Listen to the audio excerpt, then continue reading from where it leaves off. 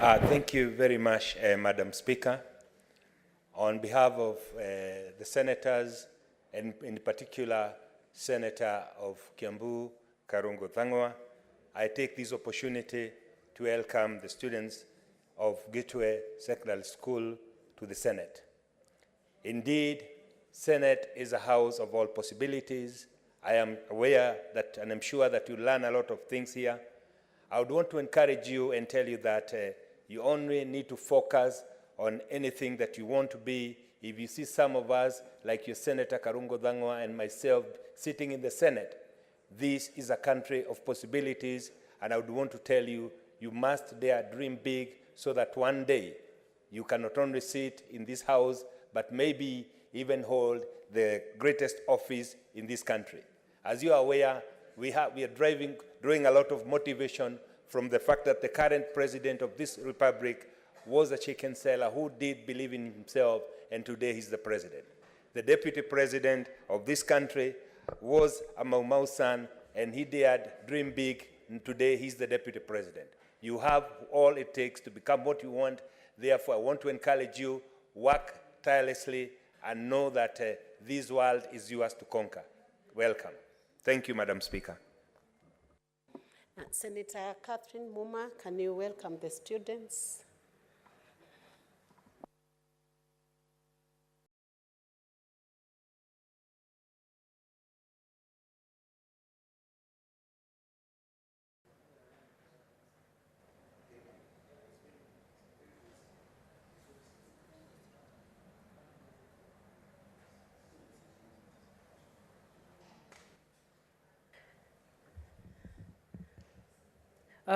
Thank you, Madam Speaker. I rise to welcome our students who have come from Nyeri County, and is it? Oh, sorry, Kiambu County, my apologies. And to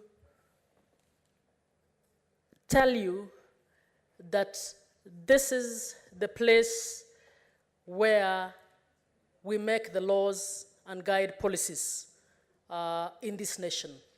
The role of Parliament, as you may have learned in history or in civics, is a very important role. The role politicians play in your lives is a very important role. So I am glad that your school saw it fit to bring you to come and witness and see what we are doing. And I sincerely hope some of you will grow and take an interest to come to this house to contribute to shaping the policies that will guide this nation. As students, you might have been told that politicians is a preserve of a few people. I want to disabuse you of that notion and to ask that each and every one of you, whether you plan to be in the private sector, whether you want to work in the public service, in the executive, must take a keen interest in politics and what happens in Parliament. Because what happens in Parliament shapes even what happens in your schools, shapes what happens in this country, is the reason why we might take seriously things like the right to health and the right to water. So as students, I am so glad you took an interest. I am so glad you are attentive. And I welcome you to watch, even as we debate. I would want you to know that we traditionally debate, sometimes very emotionally. Sometimes we look like we are speaking at each other, but we are a united Senate, and we are working for this nation. I thank you. Karibuni sana. Final welcoming remarks from Senator Medho. Thank you very much, Madam Speaker, for giving me an opportunity to welcome our students, the girls from Gateway Girls High School. Madam Speaker, from the onset, I would want to say that I convey the warm welcome of the Senator of Kiambu, Senator Paul Karungo Thangwa, who has asked me to welcome the students from Kiambu. Senator Thangwa is out on official duty of the Senate, and he welcomes the girls. We all hope that they will have an opportunity to learn. My only word of encouragement, Madam Speaker, is that, and I have said this thing many, many times, Madam Speaker, that education is one very major gate to success and prosperity for all of us. Part of the reason why some of us have had an opportunity of coming and serving in such an august house as the Senate, Madam Speaker, is because we were given an opportunity to go to school, and we put a lot of effort when we were in school, and then we excelled when we were in school, both primary school, high school, and university.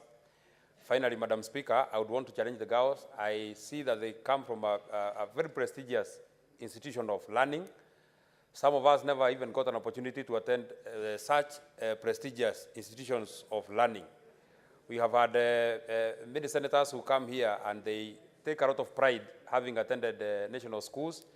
But even those of us who attended polling stations, schools that have been used as polling stations for a long time, we also made it and we came this far. So I challenge the girls from Gitwe, go make your parents proud, go make your school proud, go make our country proud.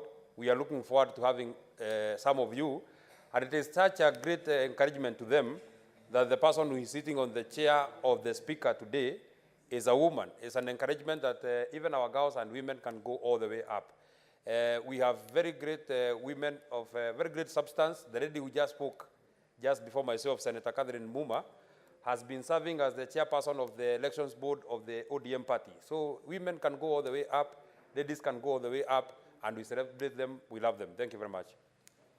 Thank you, Senator Medho. I'll now invite Senator Olekina Ledama to contribute.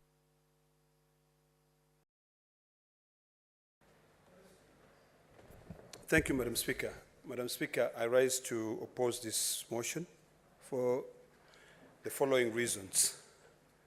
The first thing I want to note is that we are guided by the rule of law and the Constitution. Madam Speaker, I have no problem with the Senate amending its calendar. The biggest problem that I have is once we amend our calendar and we introduce strangers to sit on the floor of the House for us to be able to interrogate them, ask them questions. Madam Speaker, the biggest challenge that I had with us passing the motion of allowing cabinet secretaries or amending our standing orders to allow cabinet secretaries to sit on the floor of the House is because Article 153.3 of the Constitution is quite clear. Article 153.3 of the Constitution states clearly, and I quote, that a cabinet secretary shall attend before a committee of Parliament, either National Assembly or the Senate, to be able to respond to questions that might be asked. If you look at Article 153.4, Madam Speaker, each and every cabinet secretary is required by the law to provide regular updates to Parliament of matters within their docket.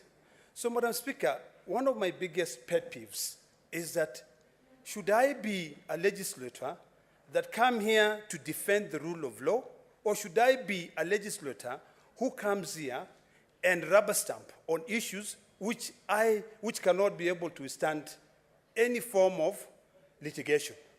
Madam Speaker, the biggest challenge that I have, and I was waiting for the Secretariat to be able to demystify what it means by a cabinet secretary sitting here on this side. And yesterday when I was listening to the Speaker giving his communication, the Speaker, in fact, even assigned a seat for the cabinet secretary, where the cabinet secretary is going to be sitting. So it asked me. I went around the entire Narrow County. I spent millions of shillings asking for votes to be able, and I was tasked with the duty to represent the people. I was given the privilege by the people to come and represent them here. Yet somebody who is appointed comes in and sits down when the the Speaker is presiding over a house to be able to answer questions. I think it's about time, Madam Speaker, that we define our system of governance in this country. Are we a parliamentary system? Are we a presidential system? And, or do we just have our own system, which we call it the Kenyan system?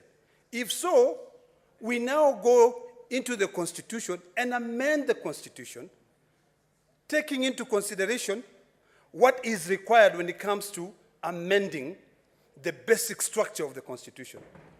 Madam Speaker, if I sit here and approve and I say I support this motion, I'll be committing an offense. I'll be violating the Constitution.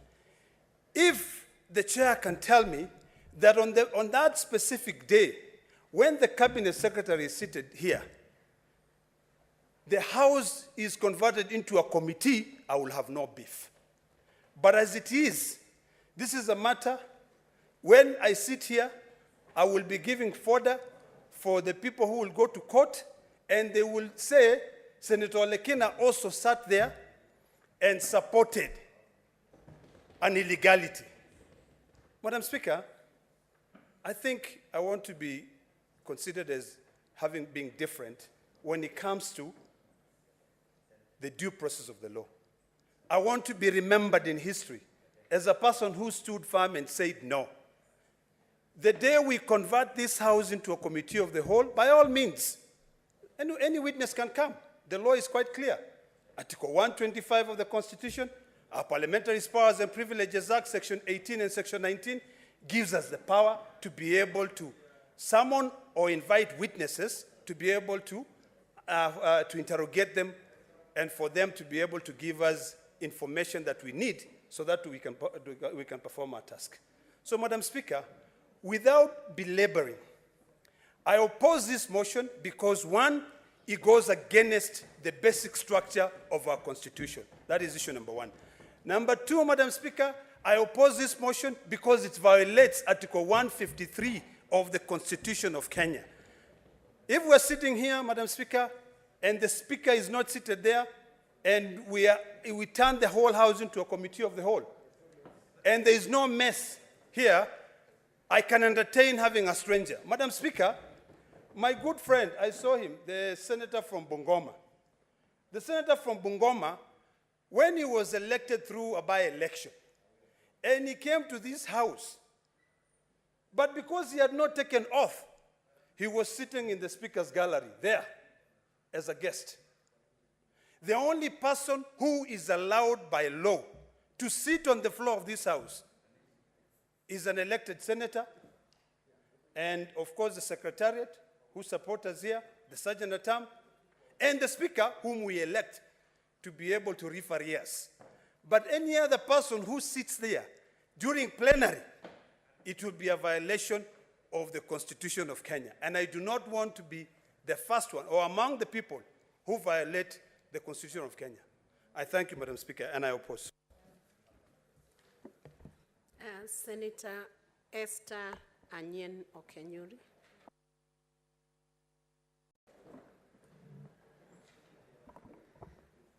Thank you, Madam Speaker. I rise to support this motion. In fact, it's very timely. As a young legislator, I now will be having time to take to account the respective cabinet secretaries on what they have budgeted for young people, women in this country, because they have budget lines that they have to state here. We will also have real-time answers. As it is now, chairs of committees can only report what the cabinet secretaries have written to them.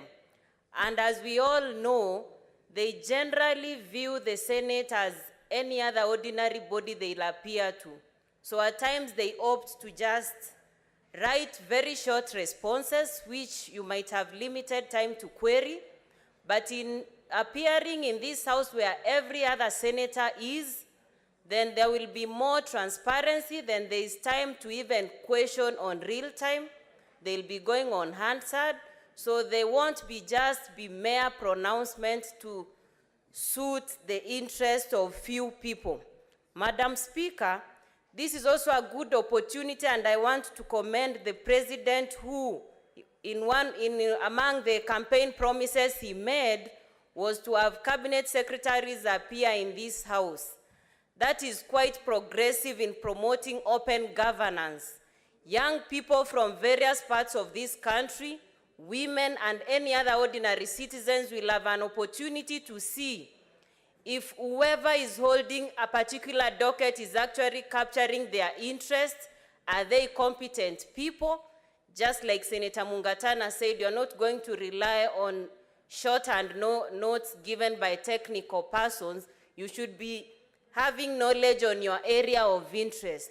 So, Madam Speaker, such a motion I support in full, because like me, who took quite some time learning the ropes in this house, having been a late entrant, will have more time to also push my issues that are concerning young people, women, and generally disadvantaged persons in this country.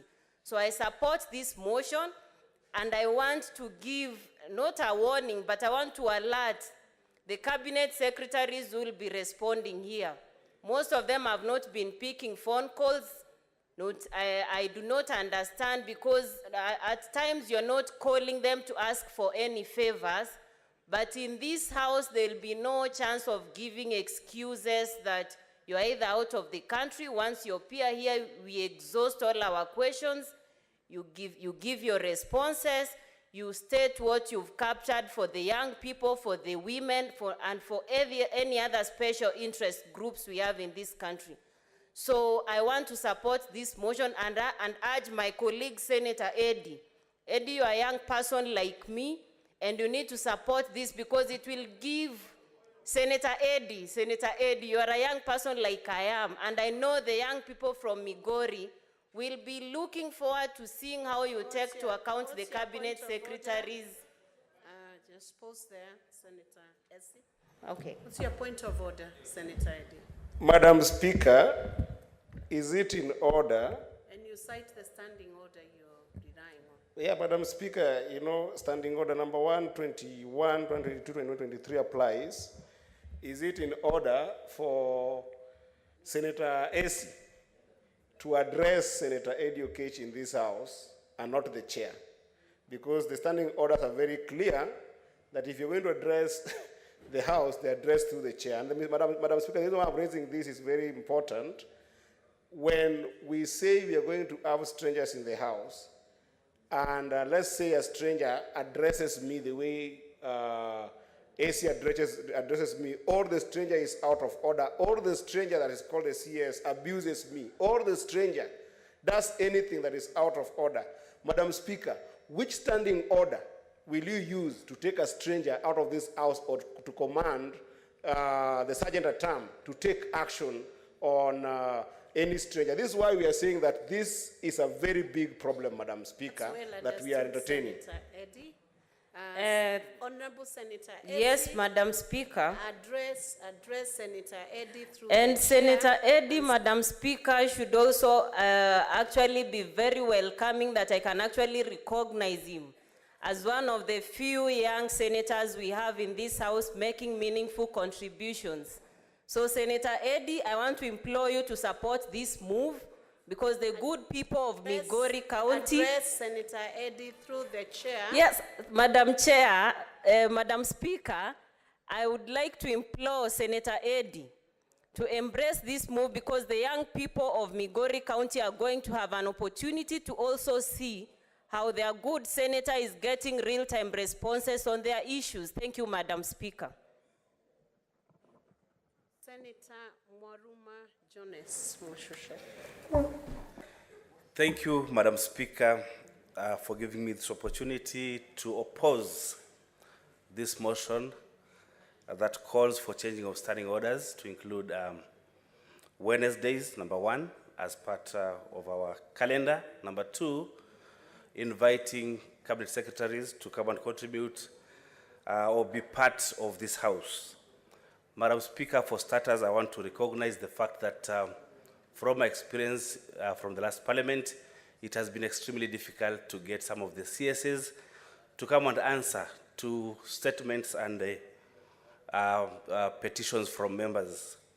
However, Madam Speaker, because of that difficulty, We tried to amend this constitution through BBI, but it went the way it went.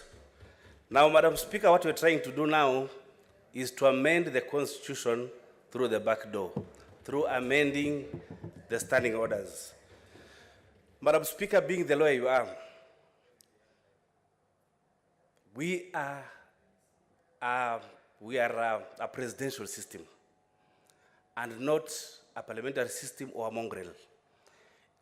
So I want to go on record that I would be one of the people to support this because it is unconstitutional. It is an unconstitutional move. Thirdly, Madam Speaker, we have tried before to have sittings in the morning on Wednesdays. We have had quorum hitches until we decided let us have only 3 days in the week for our sittings. Number 3, Madam Speaker, we have only 3 days for committees to meet. In the committees, we process bills, we process petitions, we process statements. We have had problems of quorum in the committees because of the members belonging to 2, 3, 4 committees. And in the permutations and the combinations, we have had difficulties having quorum if the committees are standing or are sitting at the same time. What will happen now, Madam Speaker, if you are having only 2 days instead of the 3 days that instead of having, we only have 2 days instead of the 3 committee days, that is Monday, Tuesday, and Thursday mornings. Madam Speaker, when we have done our committees, we have had good sessions with cabinet secretaries, those who appear, and we have gone into the depth of the issues. Now, Madam Speaker, by reducing the time to 2 days, do you want to bite shallow and wide, or want to continue biting narrow and deep when we have just few members asking questions to cabinet secretaries? So I would oppose this move.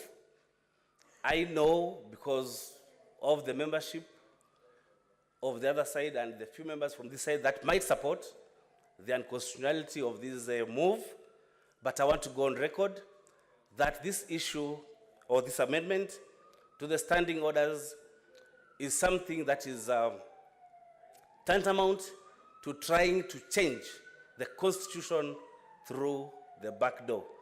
The president, I know, wants the cabinet secretaries to come here, but then why can't he follow the constitution and change the constitution through the provisions that are there that allow us to change our constitution? Madam Speaker, I oppose, and thank you for the opportunity. Senator Mutinda Tabitha Maureen.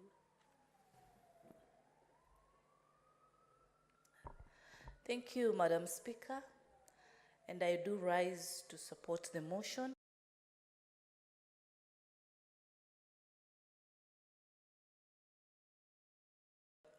Summoning the ministers, actually, or inviting them to the House, I look at it in a wider perspective. Yes, as my colleague and member of the Finance Committee mentioned today, Senator Eddy, that we were to have the Minister for National Treasury, and apparently he was not in a position to appear.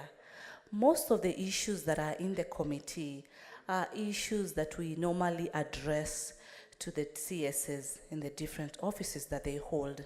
And so bringing the House together and bringing in the ministers, we will be able to cover a wide range of issues that we actually raise in this House.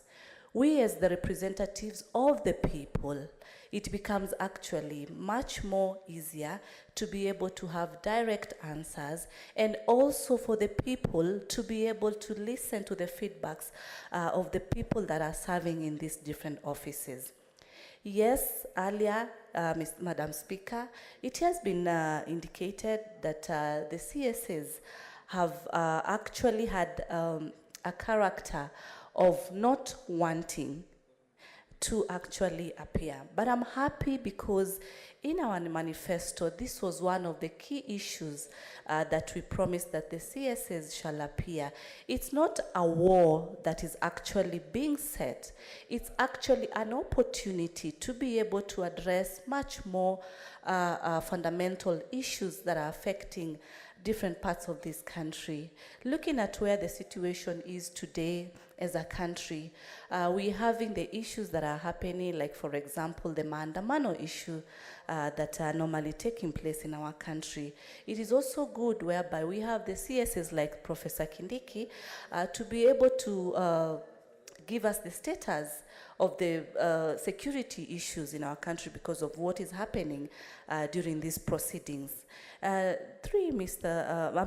Madam Speaker,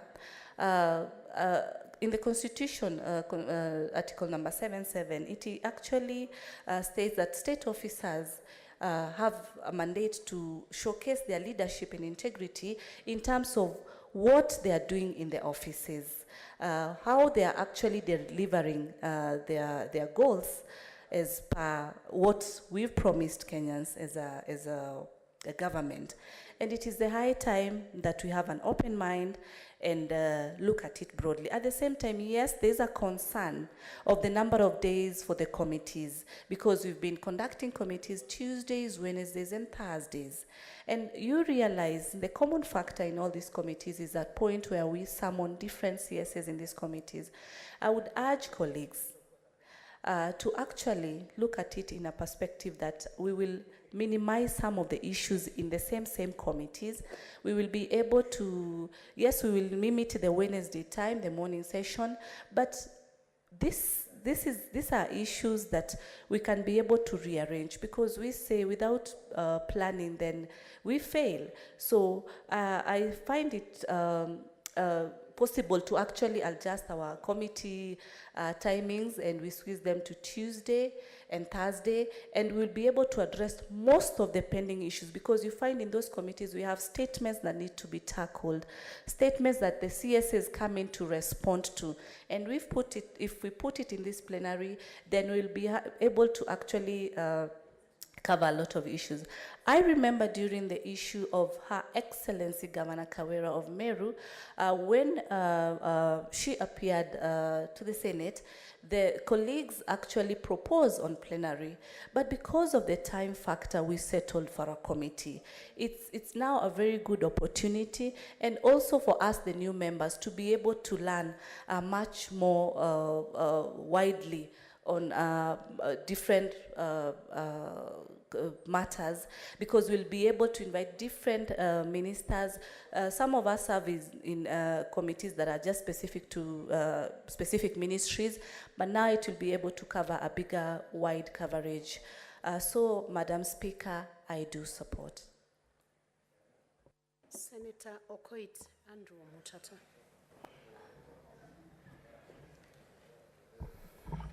Madam Speaker, thank you for the opportunity to contribute. I rise to oppose the motion on the floor. First and foremost, I would like to correct the senator who has just left, who has just spoken before me. When Senator Kawira arrived, when the Act of Parliament, which cuts and pastes Article 145 into the County Governments Act, allows for people to come here during impeachment. It's the Constitution itself that allows. The same Constitution allows the President to address this House once in a year. So the appearance before a plenary of a governor who is being impeached is allowed by the Constitution itself. What we are saying is that we are a creature of the Constitution. We are not a law unto ourselves. And there is no provision for amending the Constitution through the manifesto of Kenya Kwanza. The manifesto of Kenya Kwanza had promised people something that was unconstitutional, and it's upon us to ensure that the Constitution prevails. we chose a presidential system. And in a presidential system, we elect two centers of power. We elect the House and we elect the Constitution, kind of structure. So it's my submission that we cannot introduce the parliamentary system or a mixture of the parliamentary and the presidential system through the back door.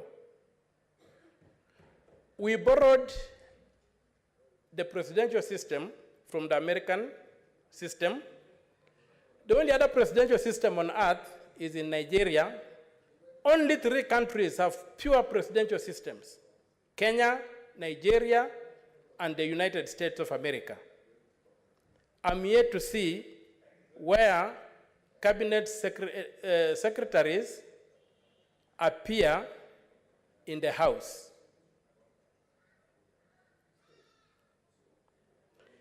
So, and I support the proposal that has been made here. If people want the luxury or the pleasure of seeing cabinet secretaries appear before a membership or before the House as a whole, then we remove this mess and we remove the speaker and we have a kamkunji. Let cabinet secretaries appear before the kamkunji of the Senate, but not before the Senate. Secondly, if you look at the conditionalities that have been imposed on that so-called appearance of the cabinet secretaries here, they have deliberately created a shuttle for protecting cabinet secretaries from parliamentary inquiry. At the committees, we do not have limitation on what you can ask a cabinet secretary. And a cabinet secretary who doesn't turn up can face sanctions. I'm yet to be told that any committee has imposed a sanction on a cabinet secretary and there were no consequences to it. Why are we handling cabinet secretaries with kid gloves? Why are we mollycoddling them? So me, I don't of breaching the Constitution for expedient reasons. There's absolutely no reason why we should not follow the Constitution. The power donated to us to make standing orders is highly limited. It cannot give us the power to override the Constitution. A river does not flow higher than its source, and we cannot purport to be flowing higher than the Constitution. And I'm sure the bullfighter understands that saying from where we come from. Secondly, as I conclude, I'm also endorsing the point that the Senator for Taita Taveta has made here, that we have got very limited time for committees. If again we take away time from committees to put into the plenary, we shall not be doing justice to the committees. We have a backlog of work, and even now in the CPAC, we're even sitting on Mondays to be able to cover the backlog. So, as I oppose this particular motion, I pray that we be sober, we look at the Constitution, and if we want cabinet secretaries to appear before this House, let us do the honorable thing. Let us amend the Constitution. We have the power to amend the Constitution. Let us invoke it. Let us amend the Constitution. But before we amend the Constitution, we must apply the law as it is. There is no room for applying the law as we would like it to be.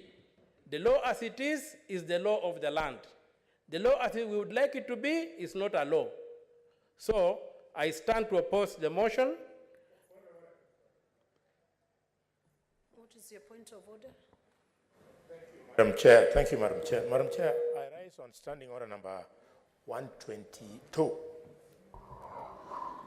122, 1C, which expects that a member should declare their interest.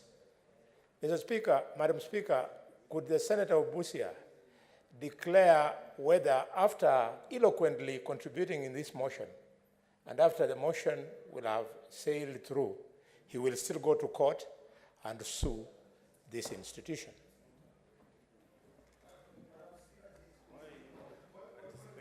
Yes, let me answer. Senator Boni, respectively, we cannot contemplate before it actually happens.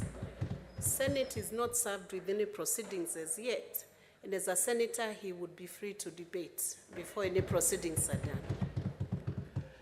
In reply, I will quote Article 3, Clause 1, which says every person has an obligation to respect, uphold, and defend this Constitution. And if you violate this Constitution in this House, I will go to court and I will challenge it. I have an obligation to uphold, respect, and defend the Constitution, which I do with pride, which I do with honor, which I do with distinction, which I applaud myself for if you don't applaud me. My brother, bullfighter, I've run out of adjectives.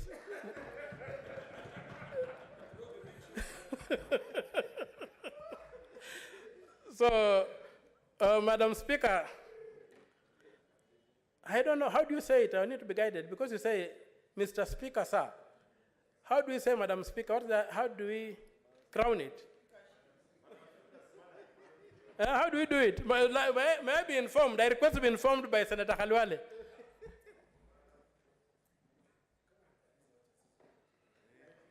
Senator Boni.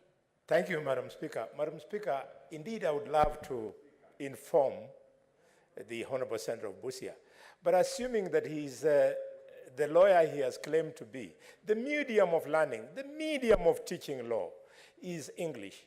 This law he's talking about, is it from River Road or the University of Karamojong?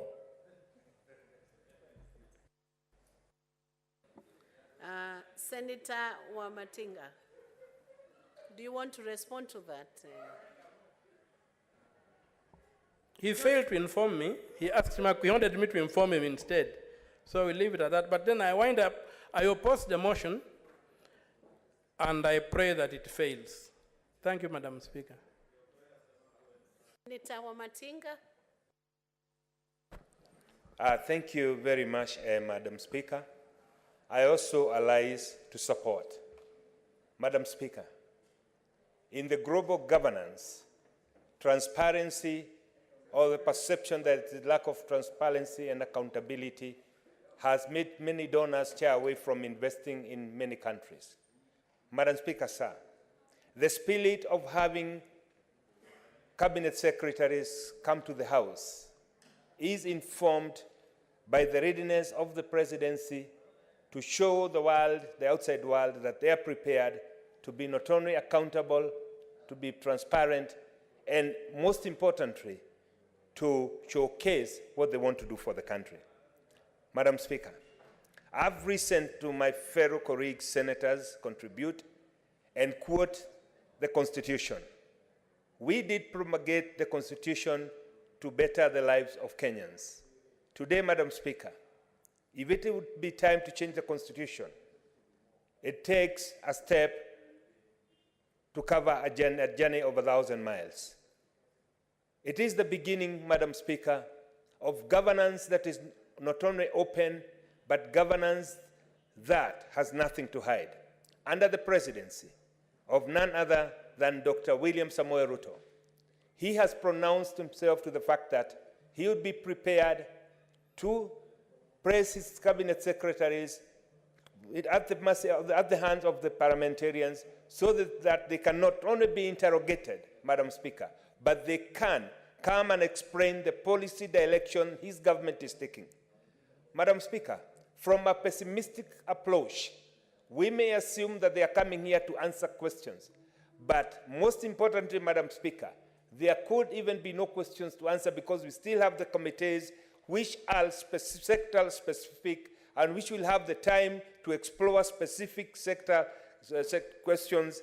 We may not have the time in the House, Madam Speaker, but explaining the policy direction of the government, Madam Speaker. We as senators, we as leaders who've been elected to come to this House to represent our constituents, we need to get the policy direction of the government so that we can explain it to our constituents. And therefore, there is no better opportunity, Madam Speaker, than to have a cabinet secretary come to the floor of the House and explain what it is that they intend to do on some of the issues that they are trying to implement. Madam Speaker, I think for 60 years, we've been learning in the long track and in the long direction. It is in the wisdom of none other than the President that he said we must have an accountable government, a transparent government, a government that is prepared to explain to its people what they are doing. And in his effort to make cabinet secretaries responsible of their acts, Madam Speaker, the President saw it wise to make them, or to request us as Parliament to change the standing order so that we can accommodate them to come in the House to do nothing else than explaining what the government is doing. And this is what we are talking about. Madam Speaker, people are going out there demonstrating because they have claimed that they have no platform to place their petition. Madam Speaker, that platform is being brought into their doorsteps. It's being brought in the House here, where people will come and explain, where members can be able to give their petitions, so that, Madam Speaker, we will never ever have another demonstration in the pretense that we do not have a forum to present our petitions. This, I thought, Madam Speaker, it would be a welcome move, especially by the members of the minority, because they are the ones who are going out there and saying they do not have an opportunity. Madam Speaker, just the other week I sat in this House with one of the organizations that is charged with generating power for this country. I could not get quorum enough to proceed with the session because some people who are claiming the cost of living is so high prefer to go and throw stones as if stones can bring the cost of living down. Madam Speaker, I'm saying that now we are here and saying that we can get the cabinet here. It is a golden opportunity for us, even those who are not sitting in the cabinet, to give those wonderful ideas we have, how we can bring the cost of living down without running on the streets, without burning police cars, Madam Speaker, without destroying people's property. We have a golden opportunity, like readers, to address those issues. Madam Speaker, I think everybody who's patriotic and nationalistic enough must support this move, because this is the beginning of democracy that is people-driven, democracy that is answerable to people, and leadership that has nothing to hide, leadership that is accountable and transparent. Madam Speaker, I support. Senator Osotsi Godfrey Atieno. Madam Speaker, thank you for this opportunity. Madam Speaker, I join colleagues who are opposed to this motion to say I oppose this motion because, Madam Speaker, you remember we all took an oath here, and we said that we will uphold and protect the Constitution.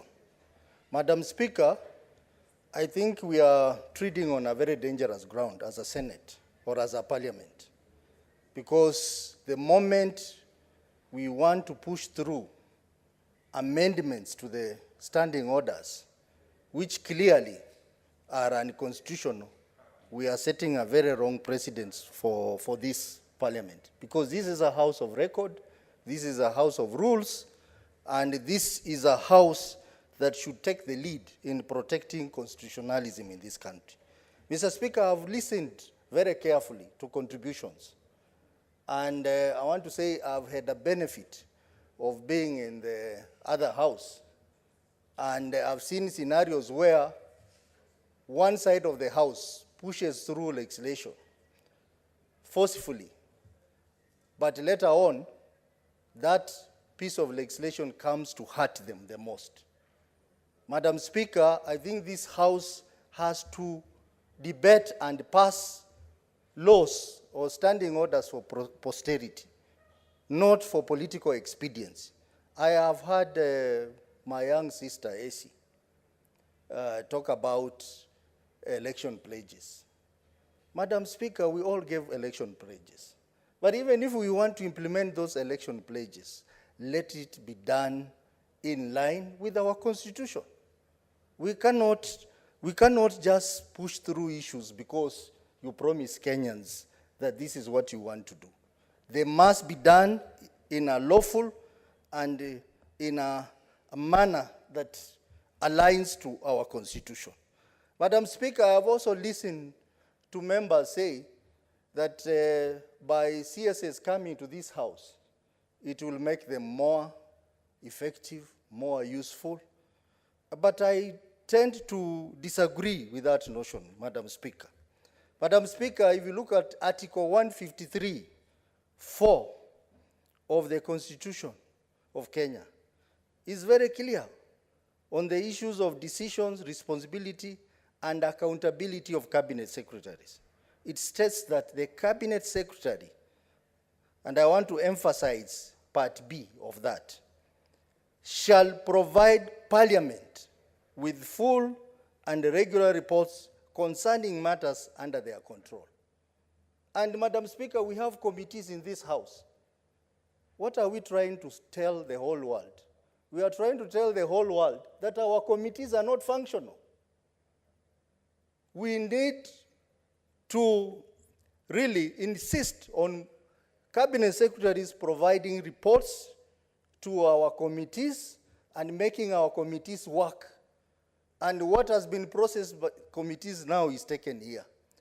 But when we say that now when cabinet secretary appear before us, then we are going to be more effective, I think we are not being truthful to us, and that clearly shows that we are not working within our committees.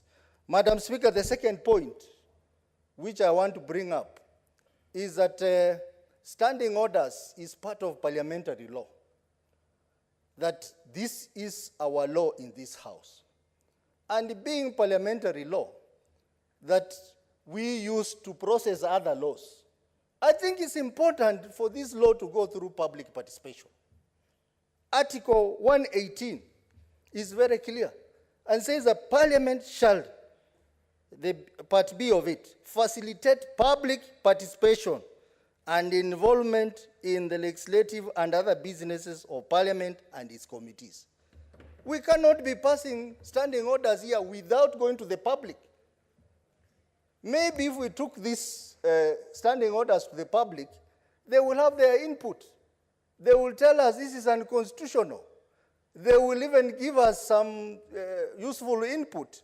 But now, Madam Speaker, you subject these standing orders to the committee, and then the committee writes a report, and that's all. And you bring it here. And this same house is the house that is going to pass other legislations, which are supposed to go through public participation. Mr. Speaker, Madam Speaker, is this not contravening Article 118 of the Constitution? So I think this thing must be looked at very clearly with a sober mind and without political persuasion. Because what is happening now, Madam Speaker, those who are supporting, I am very sure that they are not supporting it because that is what the conscience tells them to do. It is because of the political situation of the moment. But now, Senate cannot dissent that law. We want to pass laws that are going to be respected in a long time to come.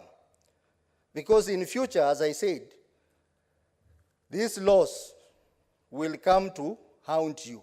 I have gone through that. That other house where I was, I remember they passed through vigorously with force security laws. The same people who passed it, they came later to cry about it. I am very certain this will happen to this house again, Madam Speaker. So let us be very objective, because in future, we are going to remind ourselves to what we did by forcefully passing through these amendments. Madam Speaker, I have read the Constitution, and nowhere in the Constitution does it say cabinet secretaries shall appear before the plenary. The only place where you get appearance of the cabinet secretary is in Article 153(3) that says a cabinet secretary shall attend before a committee of the National Assembly or the Senate when required by the committee and answer any questions concerning a matter for which the cabinet secretary is responsible. Madam Speaker, even if we wanted cabinet secretary to appear, then we'll go the Umtata way. Let us have a committee of the whole house so that it is cabinet secretary appearing before the committee, but a committee of the whole house. Then we can ask questions in that committee of the whole house, and I think that will not be breaking the Constitution. But by amending the standing orders in the manner we have done, Madam Speaker, it offends Article 153 of the Constitution. Madam Speaker, additionally, as some members have said, we need to ask ourselves, what system of government are we looking for? Are we looking for a parliamentary system of government? And if we are looking for a parliamentary system of government, then let's not do things in a piecemeal. Let's even have a prime minister who will be appearing here for Prime Minister's Hour to answer questions from us. I know we have a position closer to a prime minister. Why do we want to pass these amendments before we put that position in law? I'm talking about the prime cabinet secretary, who happens to be my constituent. It is very clear in the coalition agreement that his position was supposed to be entrenched in law 30 days on assumption of power. That has not been done. So let us have a parliamentary system of government if you want to have it. Let us have a presidential system if you want to have it. Let's not have something strange in between that is not clear.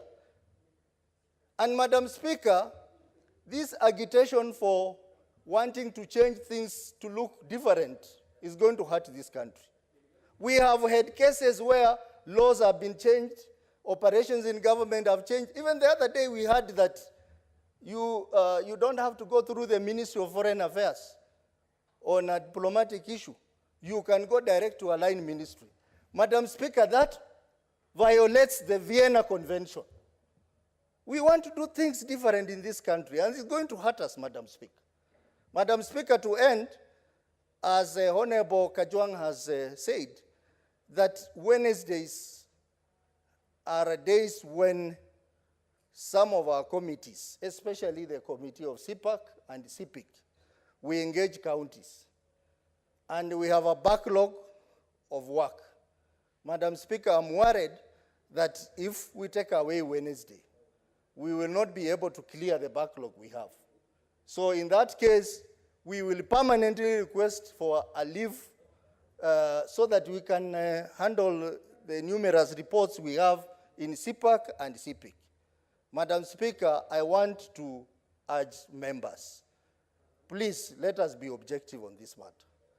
Let us be wise, because we may do things in a hurry. We may want to impress our political bosses, but in future, I can guarantee you, this will come to haunt us. And Madam Speaker, this is a matter that if one went to court, he will easily get orders against this. Do we want to be a parliament that is going to be injected by the courts on its own standing orders? That is one question we need to ask ourselves. So, Madam Speaker, I am opposed to these amendments to the standing orders, and I'm totally opposed, and I'm going to vote against the standing orders. I can see my friend Aaron is smiling, but I want to tell you, Majority Leader, that there is need to have Cabinet Secretary appearing before the House, yes, but let us do it in the right manner. If we want to amend the Constitution, even this side of the House is ready. We support the idea of Cabinet Secretaries coming to answer questions. But let us follow the right procedure. Let us do it constitutionally. Madam Speaker, I end by saying I oppose this amendment. Senator Nyamu Karen Jerry.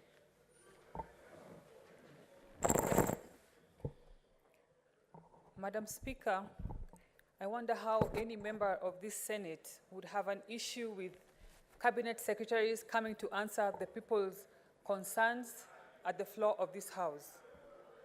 And I've also had other members saying that if we adopt this arrangement, it would be unique from other countries that either subscribe to a parliamentary or a presidential system, Madam Speaker. And Madam Speaker, I wonder what is wrong with us having our unique ways, or in us getting innovative to to deal with our own unique challenges. Mr. Speaker, there are many many statements have been brought in this House addressed to committees.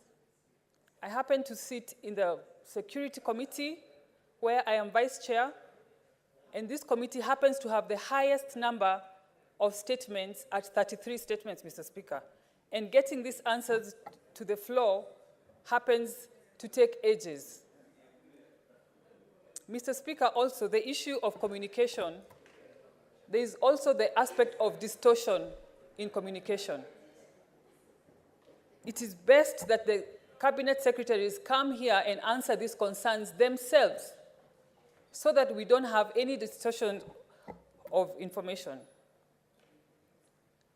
Allow me, Madam Speaker, to applaud our majority leader for bringing this very timely motion, because we have very wonderful motions and bills tabled in the floor of this House that will benefit from this motion. Personally, I have brought before this motion a proposal to increase the minimum wage from 15,000 to 22,000, Madam Speaker. And if we get to pass this motion, such motions are going to get passed in good time so that we can serve the country, Madam Speaker. And with that, I support this motion. Thank you. Thank you, Senator Nyamu. Senator Edwin Sifuna Watenya.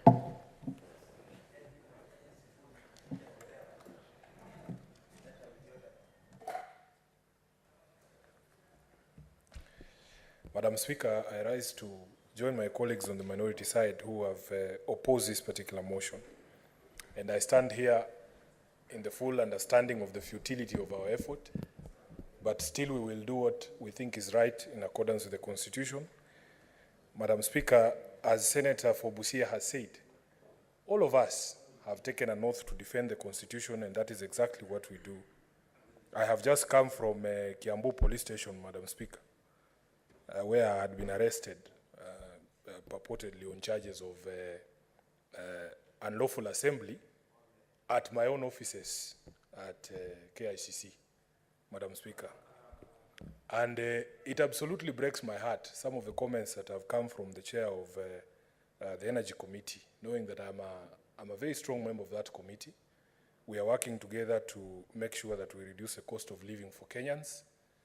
But even as we do that, Madam Speaker, I believe it is important for those of us who believe that the constitutional rights that we gained through blood and sweat are protected. I hold the position, in fact, Madam Speaker, that every single appendage that God gave you, if you do not use it, it will fall off. Madam Speaker, this is how we as human beings lost our tails. We used to have tails. And because we were not using those tails, we no longer have tails. In my view, constitutional rights are the same. Constitutional rights are the same. I'm a student of evolution, Dr. Khalwale. So even these rights, the exercise of these rights is what gives them life. In my view, Madam Speaker, we have given our position as a minority on these amendments. And I want to confirm here that, in fact, we as the leadership of the minority will be proceeding to court to challenge these particular amendments, and we know that that is a forum to ventilate some of the issues that have been raised by my colleagues. But allow me to just disabuse the notion of some of my colleagues that in fact, this is something other than what it is. Because, Madam Speaker, in our view, this is not an opportunity for us to actually put members of the cabinet to task. It is a cosmetic change we could have done way better by just going the long constitutional route to actually give the Senate powers over these cabinet secretaries. And I'm going to demonstrate how. Madam Speaker, my colleagues who think, and I like what Senator Esi Okenyuri was saying, but I hope that she listens to us also, that, Madam Speaker, in fact, if you look at the rules that were passed by the majority side, because the record of the Senate indicates, although yes, it is now a decision of the Senate, the minority, in fact, did not participate in that decision, and that's why we are taking the matter up.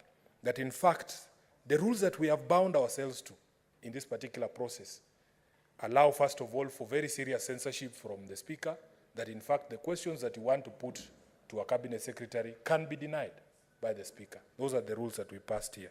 Number two, Madam Speaker, if we have complained about the speed of the responses that come from the committees, and yet we go again and bind ourselves in a period of time under those rules that were passed here, that the responses of the cabinet secretaries can only come after 7 days, then we are defeating the point.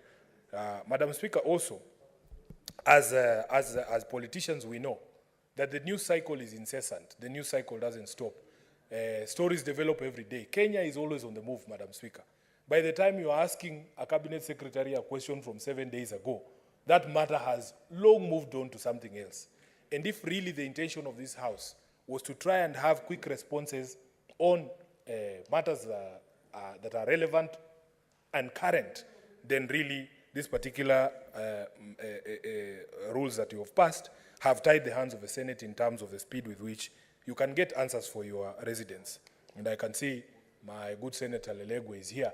If there are issues in your county, security issues, there has been an attack on a school, even if you get the CS here, by the time he comes here, Madam Speaker, that issue will have moved on and you'll have fresh questions, which you can't ask him because you know you have already submitted these questions 7 days earlier. Madam Speaker, we also have this position that, in fact, the rules, the way they have been framed, they actually have been framed to stifle debate further. For instance, they say that you cannot ask a cabinet secretary about something that you heard in the media. Madam Speaker, I'll give you a classic example, and I wish the senator for Wasingishu, the chair of Health Committee, was here. Just a few weeks back, I read in a newspaper that there was this policy. It was actually a secret policy in the Ministry of Health that was going to restrict labor migration in health services to other countries. The media are partners in the democratic process, Madam Speaker. Many, many things have been unearthed. We as individual citizens do not have the sort of investigative tools or the tools that are available to the media to always know what is going on in the country. Madam Speaker, if you have read today's papers, there are a lot of revelations about some of the things that are going on in the country. If I had not read that report in the newspaper about that health policy, I would not have used the platform of this House to now get clarification from the Ministry of Health. And indeed, I attended sessions of the Health Committee where the stakeholders came. The Ministry of Labor confirmed that they are not aware of such a policy. It is a policy in the Ministry of Health. The stakeholders confirmed to us that, yes, it is a secret policy in the Ministry of Health. They had actually been given some circular, and that they, in fact, had not participated in formulation of that policy. So you cannot ban or outlaw asking questions by members from things that they have seen from media, and yet these media are very critical partners in democratization. I want my colleagues to know that you cannot ask a cabinet secretary a quotation from his own speech. You can't ask a cabinet secretary a question about a quotation from his own speech. And in the context of what is happening in the country right now, Madam Speaker, if, for instance, we had the CS of Interior before us next week, and I have seen a quotation, for instance, him saying that he needs to bring amendments to the House to, review the Public Order Act. As a senator, I have already gagged myself by the rules that I passed myself. Madam Speaker, I believe that our colleagues need to understand and appreciate that, in fact, this thing is not what is being meant out to look like. Another point, Madam Speaker, the restrictions to the nature of the questions. The restrictions to the nature of the questions. This is why I'm telling my colleagues, you will not be able to achieve what you think you are achieving with these rules. There are 11 restrictions to the questions you can ask the Cabinet Secretary. And the most interesting ones, Madam Speaker, first of all, your question cannot convey a point of view. I can't give my, say, Bwana CS, from the way I see things, the deployment of KDF together with the police creates command problems because of the relationships of the two entities. I can't do that. Madam Speaker, I like to speak with linguistic tools. You have gagged me, you have said I cannot use irony. I cannot use imputation, inference, opinion. How am I going to debate? You know, maybe other people have capacity to speak devoid of these linguistic devices. But I actually depend on them. This is how I became a lawyer. This is how I became a member of parliament. Madam Speaker, I cannot seek an expression of opinion from the CS. I cannot ask the CS for defense or for interior. In your view, Bwana CS, have the measures you've put in place to protect the people of Baringo been successful? I can't. Because this is how we have tied our hands, in such a way that, in fact, this is something totally useless to us as a house, and I think that we have unnecessarily tied our own hands. Lastly, Madam Speaker, there was something that the Senator for Busia alluded to. Under Article 125 of the Constitution, the committees have been given power to enforce attendance of witnesses. That in fact, if a cabinet secretary fails to honor the invitation of a committee, you have the power to summon him. You have the power to tell him to bring documents, to compel production of documents, and examine him under oath. I have not seen a provision here that will allow us to examine the cabinet secretary under oath. If he comes and he refuses to take oath, and I have seen in our committee at PAC, there are governors who came and insisted to be shown what is the provision that requires me to take an oath. Luckily for us, we have the Constitution to hide under. Article 125, we tell you, you have to take oaths so that the things that you're telling us are truthful.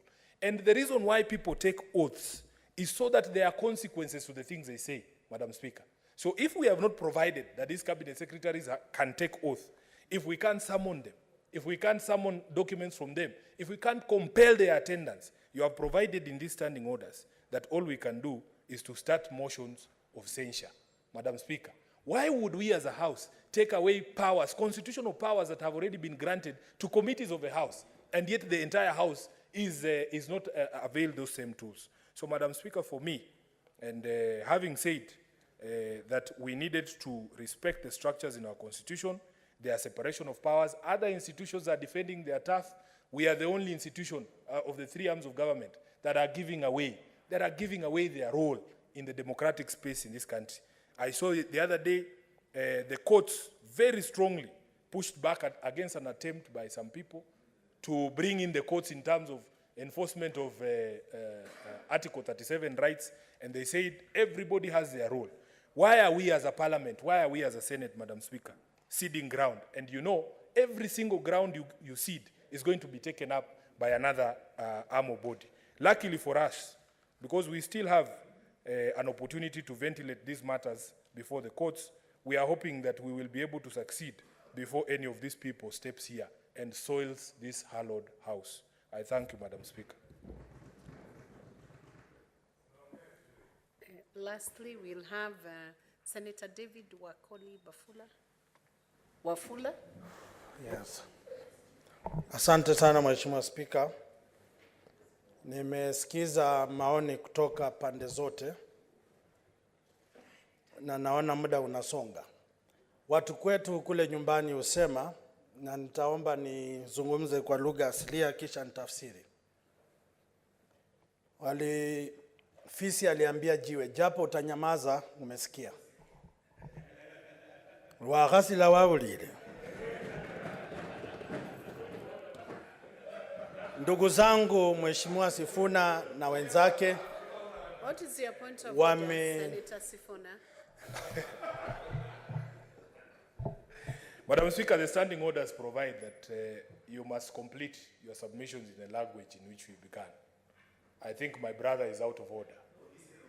Because I think under the standing order, you are only allowed to read a quotation.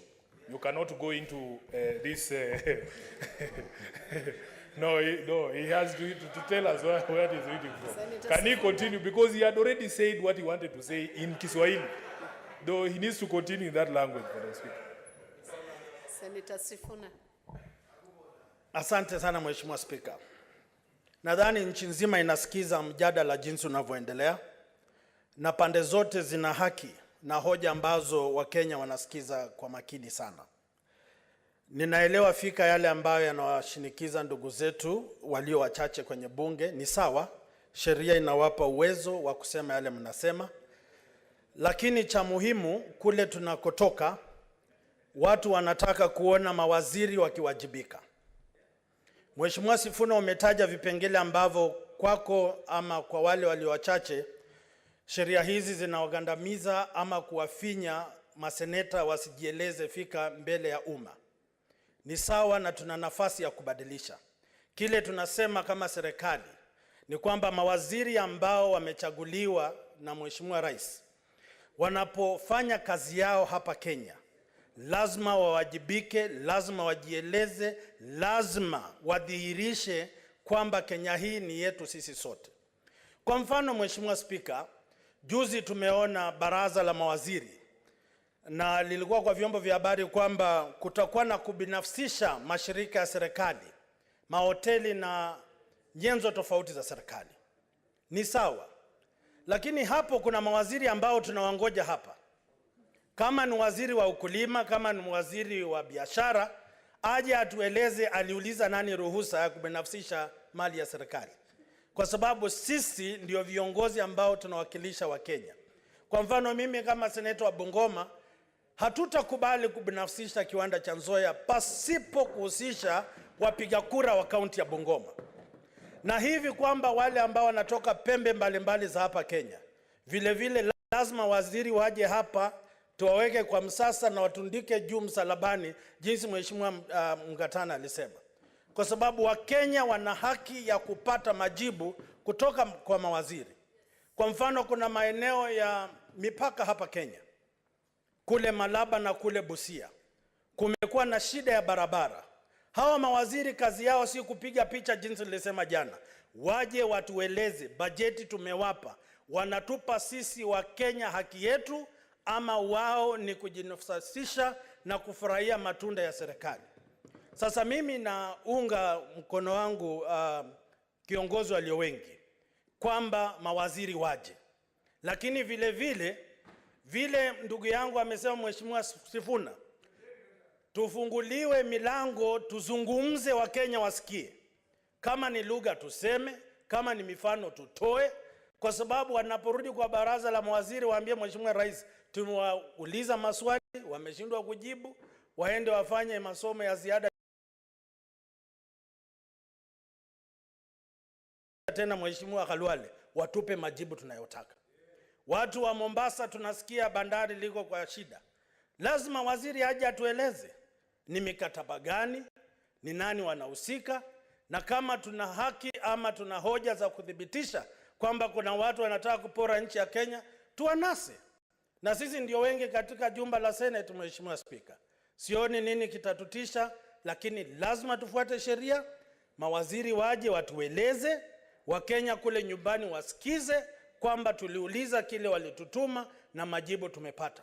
Mwisho kabisa. Okay, asante Mheshimiwa Spika, nashukuru kwa fursa hii. Naomba tuendelee na yale tunayopaswa kuendelea. Asante Mheshimiwa Spika. Unaunga mkono ama unapinga? Unga mkono na kila kitu Mheshimiwa Spika.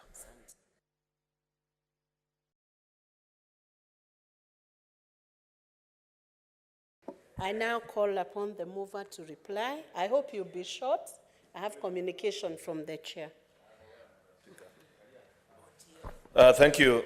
Madam Speaker, I took time to listen to our colleagues who have taken time to contribute to this very important motion. Colleagues from majority side, the minority side, those in support, those who are opposing, Mr. Speaker, the reason why I keenly listened to each of them is that I wanted to understand if, for whatever reason, there is anything that we have missed in the form and manner in which we have proposed this motion, such that our colleagues from the minority side will be opposed to it. Indeed, when we began this motion, many of our colleagues on the minority side were actually in support. But I don't know what happened along the way, as is becoming the custom nowadays. Our colleagues are in a bad mood. They imagine that there is something, there's an animal called a server, which until they see, nothing should work in this country. But some of us see the world differently, Madam Speaker. We believe that once upon the election is over, it's our duty now to serve the people of Kenya. Part of the constitutional mandate that I have is to ensure that I hold ministers to account. And the Constitution has provided.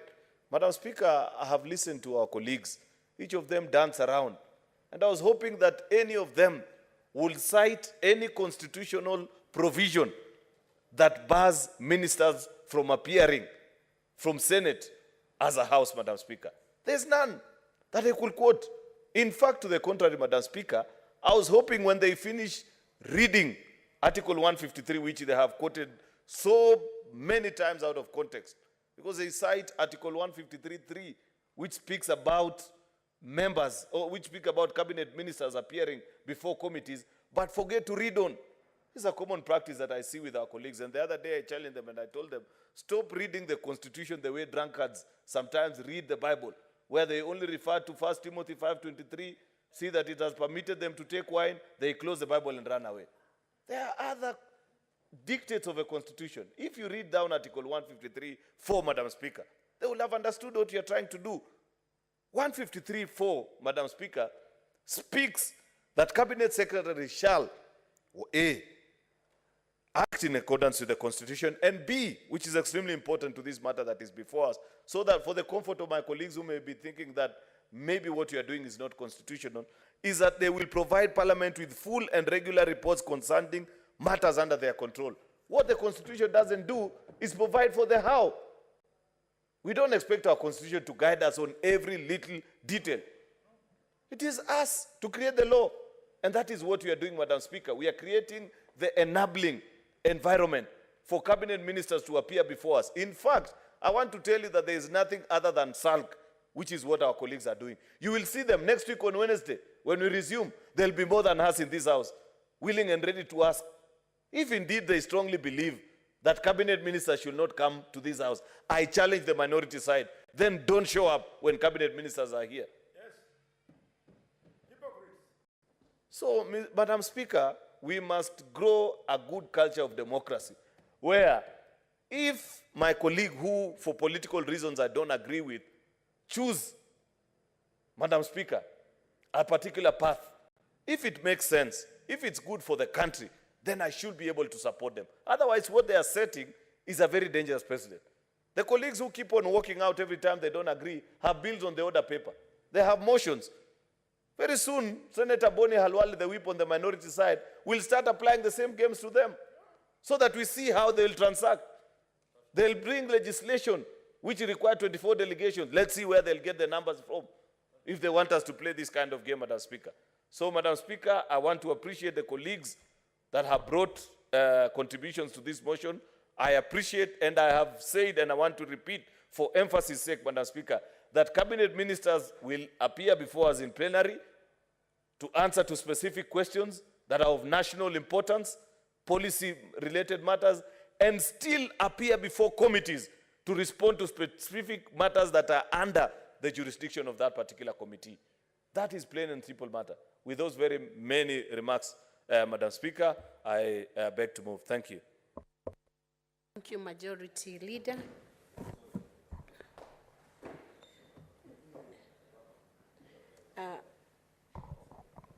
Pursuant to Standing Order 84.1, I hereby make a determination that the matter does not affect counties and put the question, Honorable Senators, that notwithstanding the resolution of the Senate on the approval of the Senate calendar made on 16th February 2023, and noting the resolution of the Senate made on Thursday 23rd March 2023, on the 5th report of the Procedure and Rules Committee, on the amendments to the standing orders of the Senate, and pursuant to Standing Order 32-4, the Senate resolves to amend its calendar regular sessions of the Senate for the second session 2023 to provide for morning sittings on Wednesdays pursuant to Standing Order 34.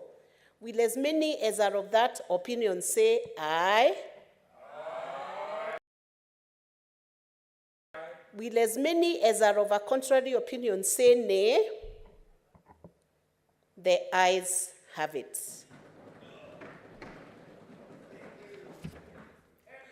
Honorable Senators, I have communication from the Chair.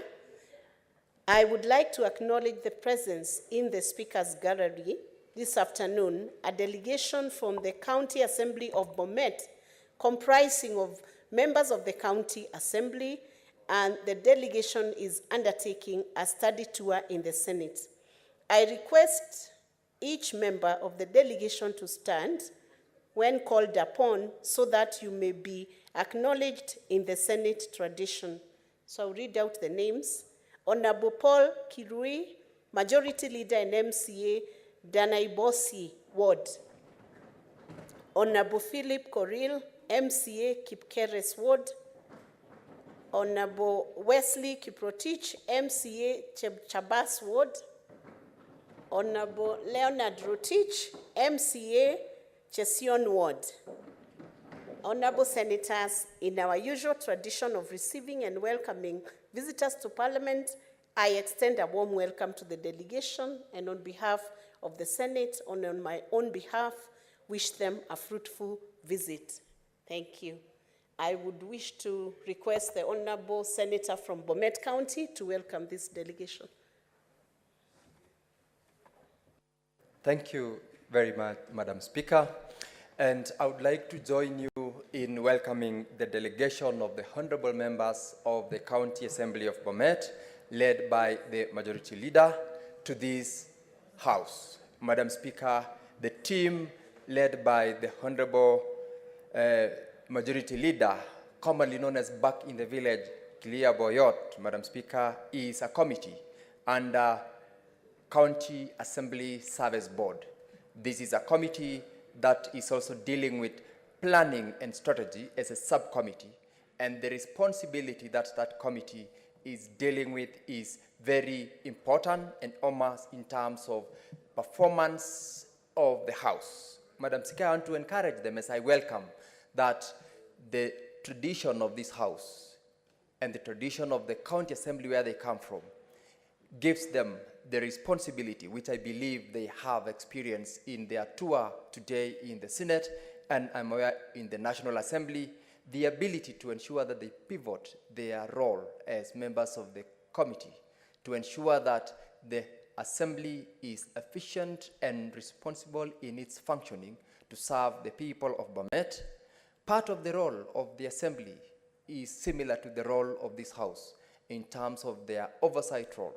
That oversight role, Madam Speaker, is to ensure that service to the people of the Assembly is equally the service to the people of the County of Bomet. I want to encourage them to go back having attained not one but several opportunities that they will experience. Madam Speaker, the team, if you will allow me, I'm aware the time is running, comprise very experienced members of the Assembly. The Honorable Philip Korir is a three-timer in the Assembly from Kipkeres Ward. The Honorable Kiprotich is the former Deputy Speaker of the Assembly and also second-timer in the House. The Honorable Deputy Speaker, Madam Speaker, is my former teacher in my school. And I'm happy to see them also taking the lead in the County Assembly of Bomet, and I encourage them to go back a better team. I thank you.